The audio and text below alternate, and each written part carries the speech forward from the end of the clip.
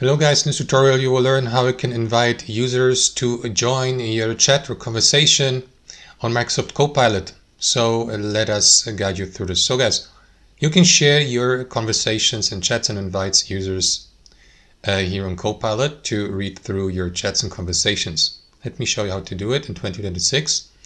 Navigate to Copilot, for example, via Edge. Log into your account and let me go or navigate to that example conversation here. So you will see this invite button in the top right. And here, for example, you may use that invitational link. And as you can see with that link, the invited user will be able to chat with you with Copilot. But there's also the opportunity to share the conversation, to send a copy of it, basically the entire transcript. So that's two different options. If you'd like to invite someone, click into this button and the link will be copied to your clipboard. You may also remove it here.